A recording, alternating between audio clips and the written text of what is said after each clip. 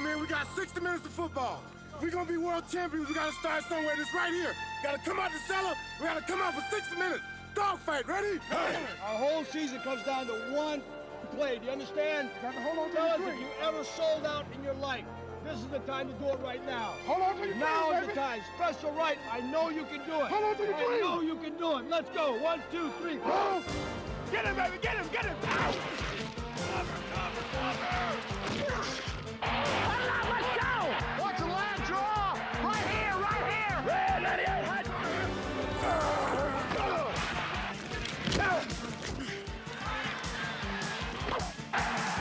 Go, Amy. Go, Amy. Go, Amy.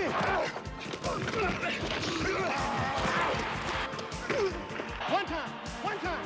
One time.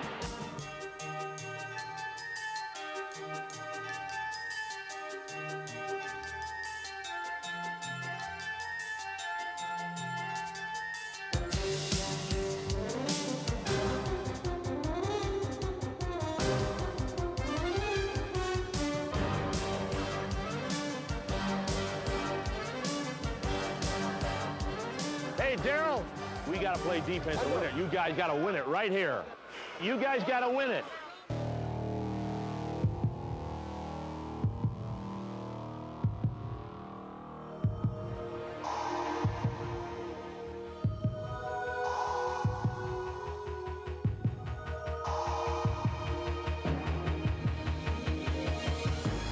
Every season and every game, men united in a single aim. All our heroes in a season story, men with guts, moments of glory, a test of strength and a test of pride. Of spirit deep inside, teams united in a single name, of battle burning when victories flame.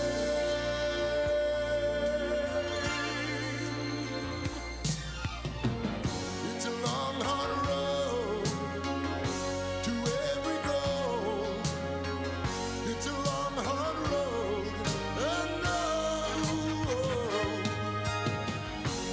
If you hit that road with all your soul, now you're on the road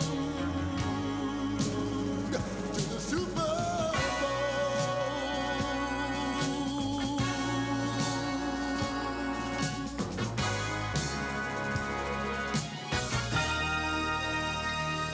Program. AI replacement team programs here. You really need one today. Program here. Get Sunday, October 4th, was the most peculiar day in NFL history.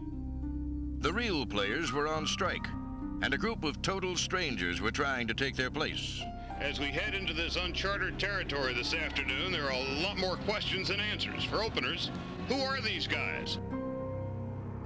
The names are unfamiliar. It's like doing almost a college game or the first preseason game.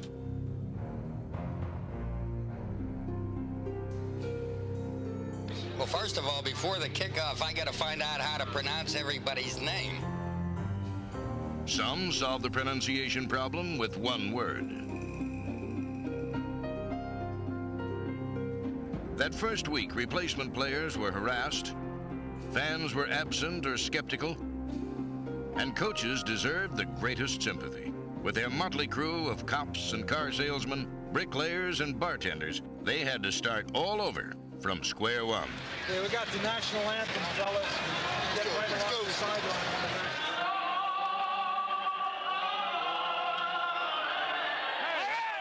We started putting our team together on the airplane in the galley. We actually started down writing names on napkins, trying to figure out who we were going to get in. Our first practice, we had 19 people, 3 of which were quarterbacks, 2 of which quit the following day, 5 of which were declared ineligible by the league because they weren't who they said they were. One had died 4 years prior to coming out on our team. No one expected these imposters to be as game-ready as their predecessors. And to put it bluntly, they weren't.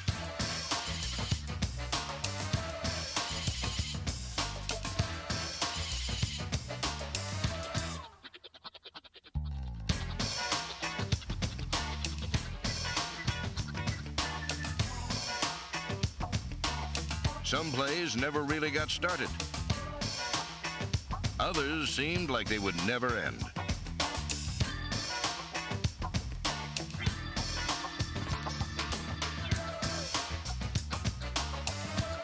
Still, the effort was sincere, and overall, these willing volunteers got high marks for creativity and improvisation. 45 to the 50 to the 45 of the Saints. The ball comes loose. Another Ram has picked it up. This is a lineman. This one's going to be seen on the highlights for a long, long time. 28 looking to lateral it. The ball goes loose and the Saints have it. It's Forcade. He's got it at the 40, 45, 50. But these games weren't comedy reviews or fairy tales. They actually counted in the NFL standings. And soon the romantics gave way to the realists. It was almost like forming a new league, but you had to do it in 10 days. Heck, the games count, so you have to win the games, and then maybe we'll be able to take advantage of something like this. The Washington Redskins got a head start on the road to the Super Bowl by finding prime replacement talent that won 3 straight. Touchdown! All right! And a new single-game receiving record. San Diego found success with recruits like number 50, Mike Humiston, a former Indianapolis Colt who'd been out of the game for 3 years. When the Chargers called, Humiston was working as a deputy sheriff in Red Bluff, California. After thinking it over, Humiston came back for a special reason. In 1984, my son Ben was diagnosed as having muscular dystrophy. I was very fortunate enough to get the opportunity to play for the Chargers. There's a lot of things that I told him that I wanted to do for him, and one of the things that he wanted to have was a quad runner. In going back and playing with the Chargers, I was able to buy him a quad runner. We were able to go to Disneyland, and they allowed me to do some things that I certainly wouldn't have had the opportunity to do had I not gone back and played football. As a Charger captain, Humiston led his adopted team to 3 wins and lived a dream that all other replacement players shared. This has been a real good time. It's an opportunity to play some football and make some money. And if it's over next week, it's over. You know, whatever happens, happens. But, you know, we all had our day in the sun today. It was real fun. Hey, let's go now. Man, let's all go together and let's make it happen now. Let's go. During 3 wild weeks of trial and error, teamwork began to fall into place.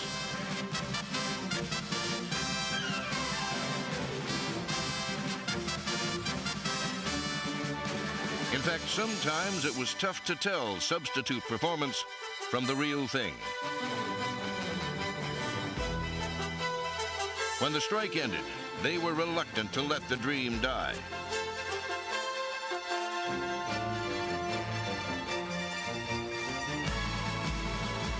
In the end, even former critics gave credit to these men who did their best in a difficult situation.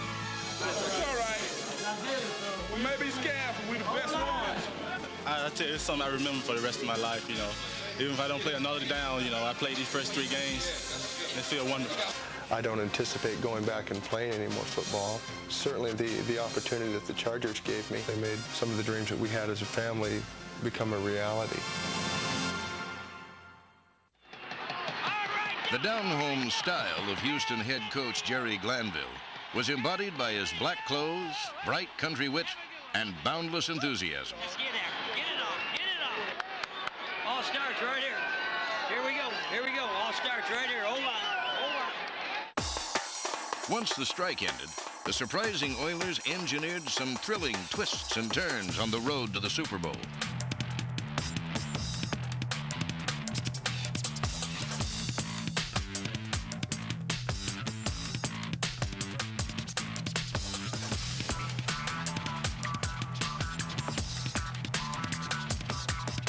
After 4 consecutive last-place finishes in the AFC Central Division, the Oilers earned a wild card berth and a place deep in the hearts of Texans.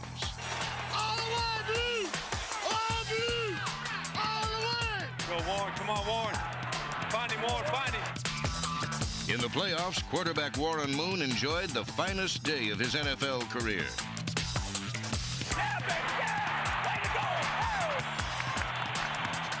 But the Oilers had to work overtime to beat Seattle.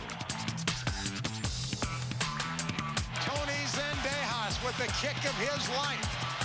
On the line here. Snap back, ball down, kick up, on its way. And it is done! It is done!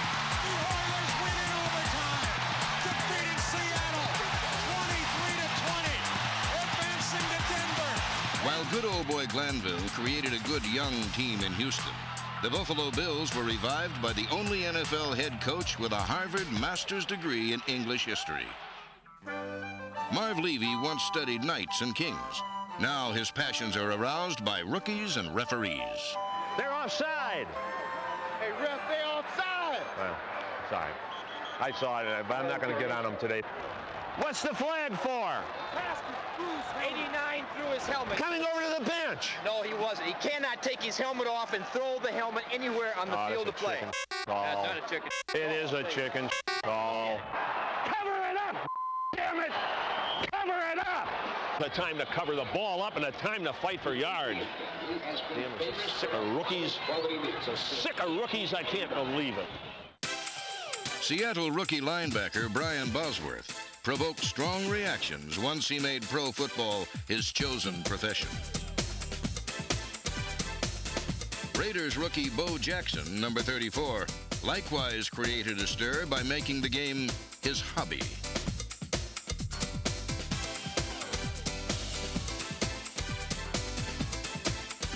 In a Week 12 confrontation, Bo showed the boss who was boss. And a quick pitch to Jackson, getting an Allen block, cuts under it, bangs through Bosworth. Touchdown Raiders! Holy Toledo! Jackson took on Bosworth and just blasted and dragged him into the end zone. And off to Bo, off the left side, gets to the outside, first down. He shoots to the 20, the 30. They'll never catch him. He's at the 50, the 30, the 20. Count them, folks. Silver and black. Bo Jackson. Holy Toledo, 90 yards. By season's end, future Hall of Famers had upstaged the budding superstars. The Seahawks' Steve Largent finished the year with 751 career receptions to become the NFL's all-time leading receiver. Chicago's Walter Payton announced his retirement after a phenomenal 13-year career that saw him carry the ball more times and run for more yardage than any man who ever played the sport. The Bears retired the jersey of this extraordinary athlete whose spirit symbolized pro football at its best. While Chicago saluted a fabled career, Indianapolis celebrated a fairy tale season. Drill that guy. Colts head coach Ron Meyer displayed the personality of a smooth salesman, but his boldest move involved buying, not selling. A mid-season trade for Eric Dickerson, number 29, sent shockwaves throughout the league. Foes used to regard a contest with the Colts as a comforting thought, but in 1987, it became a lingering pain.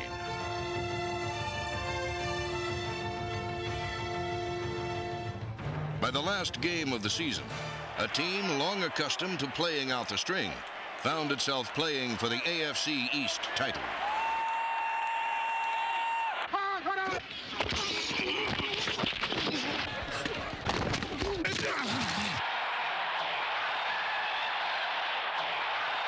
Trudeau on the delay gives it to Dickerson, trying to get outside, cuts up to the 30. He's at the 25, 20, 15, 10, 5, touchdown! He did it! 34 yards for Eric. The crowd is on its feet. This one is over. The Colts win it 24-6 and head to the playoffs for the first time in 10 years. And it is official. The Colts are AFC East champions from last place to first.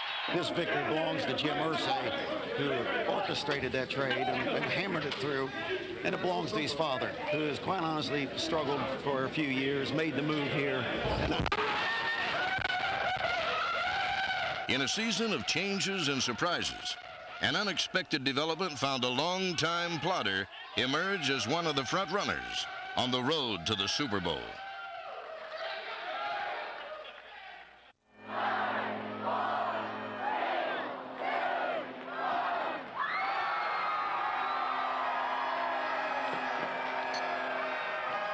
In America's party town, the central theme in last year's Cajun celebrations was a football team that took 20 years to complete its potty training. For 2 decades since their creation in 1967, the New Orleans Saints failed to post a winning season. No other team in the history of professional sports even comes close to matching that mark of futility.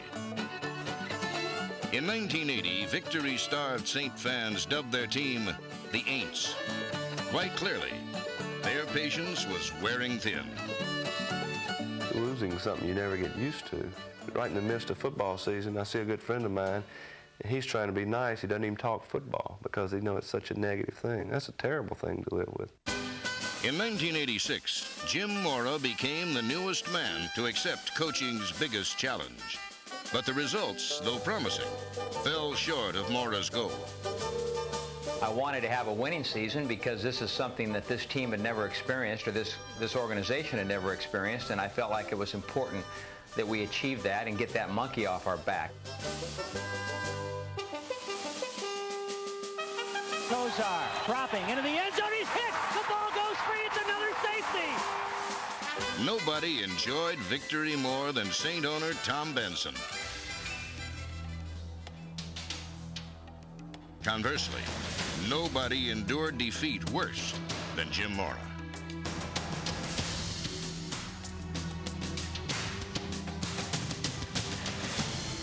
They're better than we are. We're not good enough. We shouldn't even be thinking about beating this 49ers. We shouldn't be talking about it because the Saints ain't good enough.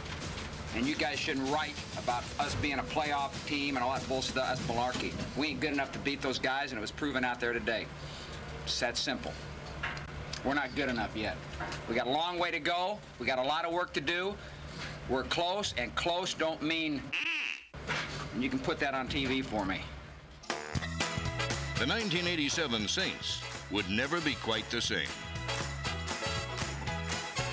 Oh, I believe, I believe.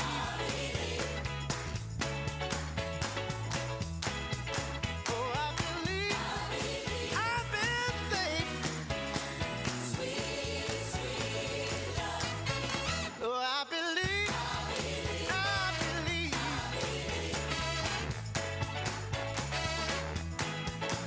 I believe I will answer.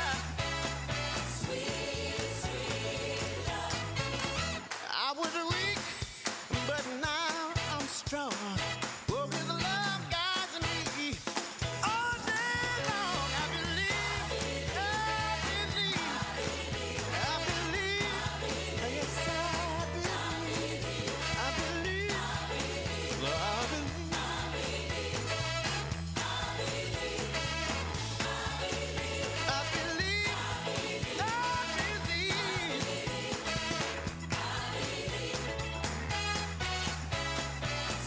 Abercrombie and Pollard will be behind Malone. On 4th and goal from the 1. Pitching it to Pollard. Sweeping left. He stopped short of the goal line. The Saints have held him. The Saints have held him inside the 1 on 4th down, and the ball will go back to New Orleans. The Saints are winners for the first time in 21 years. Their first winning season assured, Mora's men went on to win their final 4 regular season games. And all over the South, the Saints were Aints no more. They decided they could win. And usually that's the difference between winning and losing, is figuring out that you can. They're the best. They're the best. Absolutely the best. What do you guys think? They're the best or what? All right. And here we go, man. Looks like we're off and running. And finally, we got it going. Good things come to those who wait, and the people here have waited 21 years for this. It's a fantastic feeling, and I know one that you must cherish as a former player. Well, I do. It's a unique organization in that the Saints came to New Orleans in 1967, so these fans are great football fans in the South. They've been very loyal to this team. In a lot of lean years, they've waited a long time.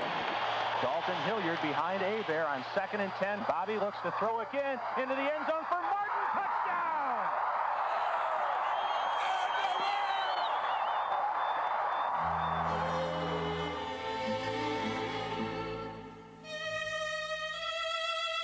Down the far sideline, it'll be a jump ball at the goal line.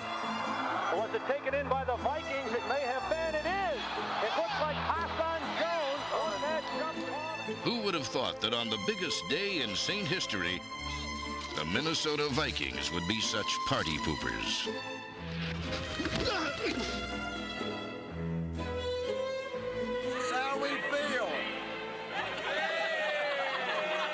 21 years season ticket holder, my friend, and I'll stick with them too. I cried when they came on, and I'm crying now. Great season, great season. Indeed, it had been a great season. And at game's end, America's party town joined their patron saints in tribute.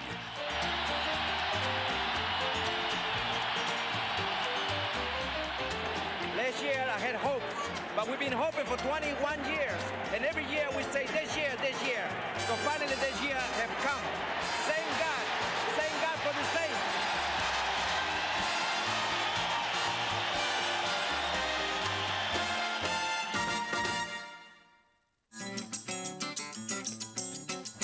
San Francisco is the most seductive of cities.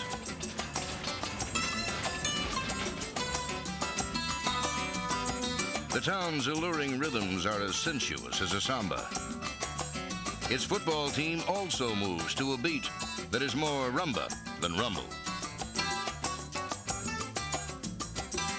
Ranked number 1 in both defense and offense, the 49ers scored the most points in pro football, but did everything so easily. They never seemed to dirty their uniforms. We get labeled as a finesse team, and we get labeled as a very beautiful offense to watch, and always being relegated to the role of being the designated wimps of the NFL can get real old. But leading the league in rushing either means there's 27 other wimps out there, or maybe we're doing something right. What they did right was to get the ball to Jerry Rice. Number 80 was the most dominant offensive player of the year and scored the most touchdowns by a receiver in NFL history. Complete it to Rice. He's the 40, he's the 30, he's the 20. Touchdown 49ers. How fast is he? He's going to throw long. And for Rice is there. He's got a touchdown 49ers.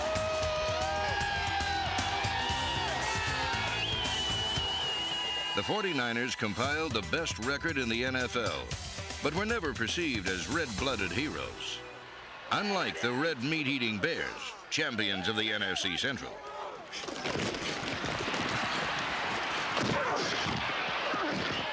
Don't change your damn rock. Run a shoot. I don't give a run the shoot, catch the ball. Mike Ditka was a master of menace, but the head bear was often more Teddy than Grizzly. He whimsically called the Vikings Metrodome a roller rink and skated into a blizzard of controversy. Ditka absorbed notoriety like a sponge, sopping up the controversy, setting the stage for dramatic victories. Donzak takes, he's back to throw again. Donzak fires it over the middle. He's got Jeffrey, breaks the tackle, 30, 25, 20, he's to the 15. There's your Super Bowl team, Wayne Larry. Absolutely, Jim Hart. By winning the Central Division, the Bears chilled the hopes of the pesky Minnesota Vikings. But the Vikings, submerged under an ice cap of defeat, surfaced in the wild card playoffs. Carter at the 16 to the 20. Sidesteps, cuts back at the 25. Slips the man. He's to the 30, 35. He's to the 40. He's going to go. He's across the 50-yard line. The 30. Touchdown, Anthony Carter, 84 yards.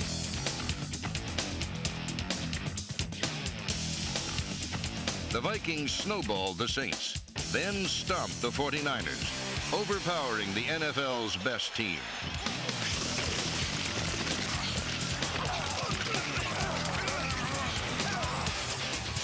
The Vikings, a mediocre 8-7 in the regular season, defied the odds makers because number 81, Anthony Carter, defied gravity.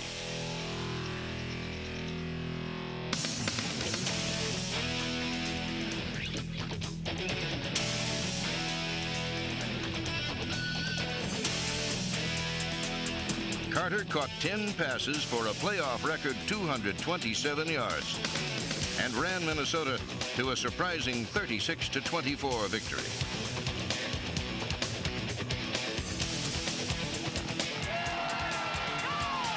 Last week it was the 12-3 New Orleans Saints with the second best record in football. This week, the 13-2 San Francisco 49ers. How do you like his name? Yeah.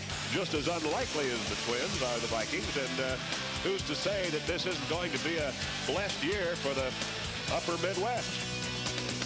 This afternoon, we welcome you to frigid Soldier Field on the shores of Lake Michigan for the National Football Conference playoffs, featuring the Washington Redskins against the Chicago Bears. And a good afternoon, everyone. I'm Wayne Larrivee. The temperature 9 degrees, the wind out of the south at about 2 miles an hour, the wind chill hovering around 0 degrees. The Redskins entered the playoffs like Steven Spielberg on Oscar night, overlooked and forgotten. In 1987, they built a solid, if unspectacular, 11-4 record with a timely offense and a sturdy defense.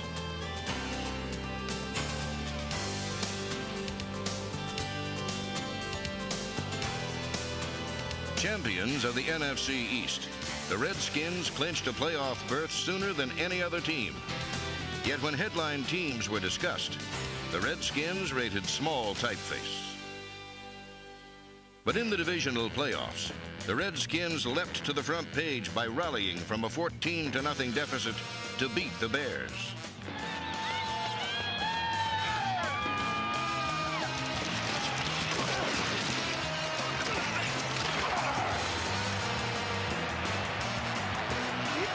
It is Green from the 48 to the 50 to the 45 right sideline. He's to the 35, hurdles the defender to the 30. Cutting left, breaks into the clear to the 25-20. He's going all the way. Touchdown.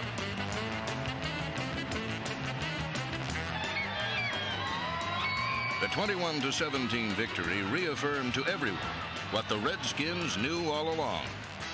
Told y'all, baby, we the number one. Once again, the road to the Super Bowl would pass through Washington.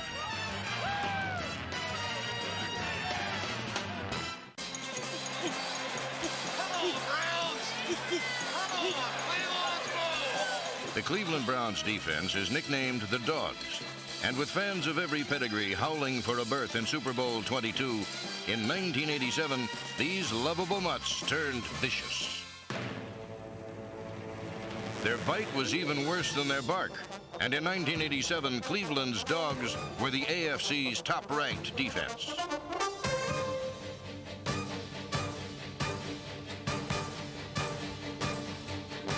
The Browns sprinted to their third straight Central Division title, guided by their mild-mannered 24-year-old quarterback, Bernie Kosar, number 19. He is certainly not a picturesque NFL drop-back quarterback, as it were.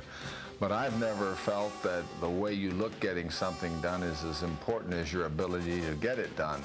As a result, I think there's probably even a greater respect for him because as some people view him, he's overcoming that lack of natural athletic ability. In 1987, Kosar threw 22 touchdown passes, only 9 interceptions, and his 62% completion rate was the AFC's best. For the second straight season, the Browns won a berth in the AFC Championship game, where Cleveland's Clark Kent would once again meet Denver's Superman. Here we go. I left. Draw right, fullback slant on set hut. Set hut. Hurry up! Red 28! Red 28! What? Number 7, John Elway, is pro football's man of steel, and a quarterback whose mighty talents make the Denver Broncos equally super.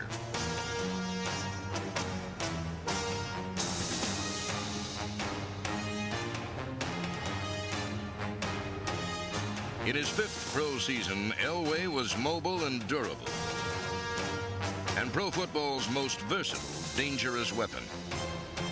He ran, passed, and even punted. And once, when the Seahawks were advancing a fumble, number 7 made a touchdown-saving tackle. No other player beat opponents in so many different ways, and no other quarterback combined such mobility with sheer arm strength.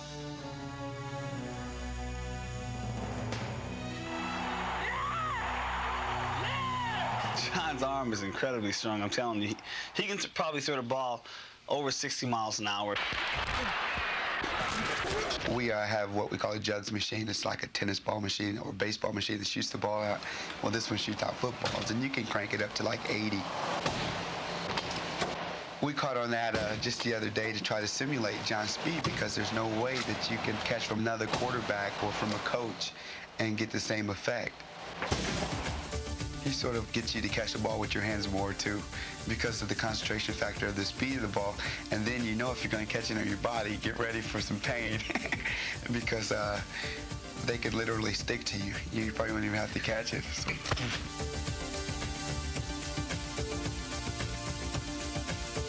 When you have great quarterbacks that have great arms, you're never out of a football game. And John has tremendous confidence in his ability now, because he's come through in so many tough situations to win football games for us. Tight! Not only does he have confidence, but the confidence of your whole offensive and defensive team. Sewell shovels it back on the flea flicker to Elway, and here it comes long for Vance Johnson. Open 15, 5, touchdown Vance Johnson. Sparked by the 3 amigos, wide receivers Mark Jackson, Vance Johnson, and Ricky Nattiel, the Broncos began playing like a Super Bowl contender at mid-season. But along with Senor Elway and his amigos, Denver's championship dreams rode on a defense that featured 7 players in new positions, along with tough veterans like Rulon Jones, number 75. Reverse! Reverse! Cheap shot. Let's make a big one here. Let's go. If we're going to have to fight them, we've got to fight them. We've got to get fired up. Keep flying around and things will start going our way.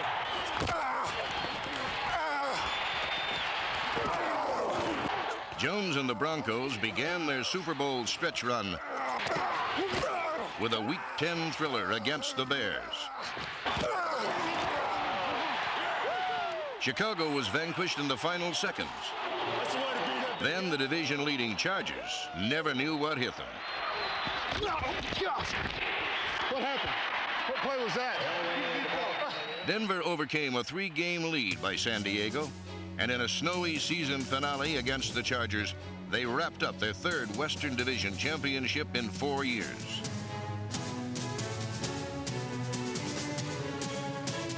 Clark takes it at the 28, crosses the 30, gets out near the 40, and still spinning to the right on his feet at the 40-yard line. He's across the 50, the Charger 40, to the 30, breaking a tackle. He might score.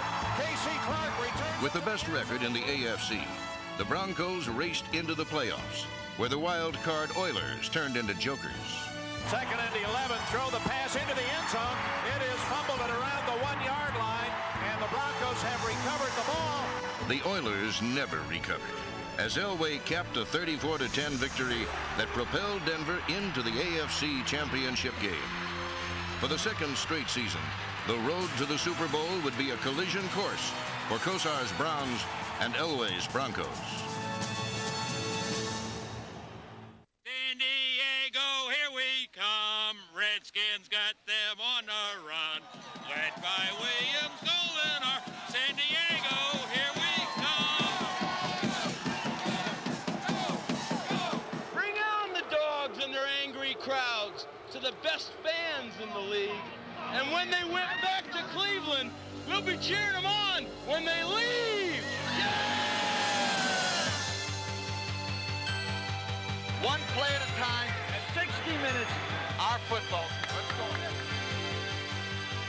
Okay? Yep. All right, let's bust your ass. Hang on, 1, 2, 3, 4.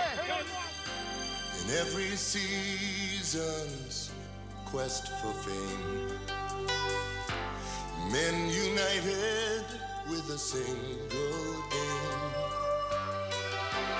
Meet the challenge of every goal, then set their hearts on the Super Bowl. A test of strength and a test of pride, a test of spirit deep inside. A team united in a single name, a battle burning with victory's flame. Back is Doug Williams, sets up, plenty of time, going deep, over the middle, got Kelvin Bryant, the 10, the 5, touchdown, Washington Redskins.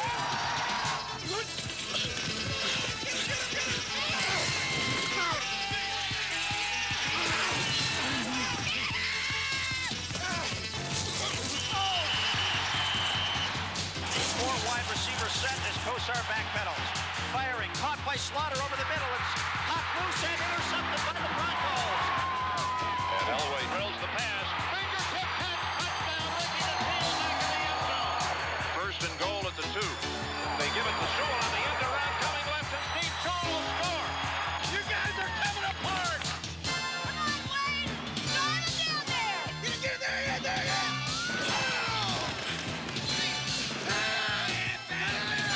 Back to throw, pump action fake.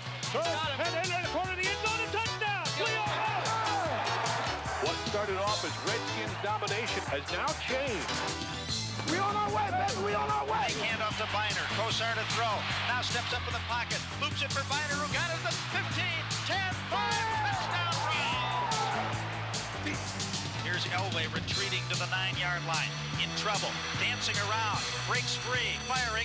It is caught by Jackson at the 25, breaks a tackle, gets a first down at the 35, 40, 45, 50. He's going for a touchdown. Body graceful, body proud. Stand tall to the waves and the roar of the crowd. Body steel and body stone. Never victory to call your own. Another chance to win it all.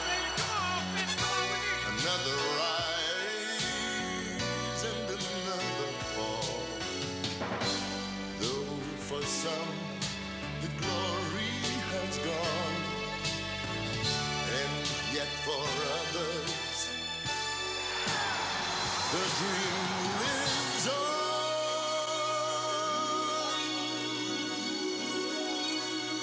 One down to the Super Bowl. From the 6-yard line, it's 4th down and 4.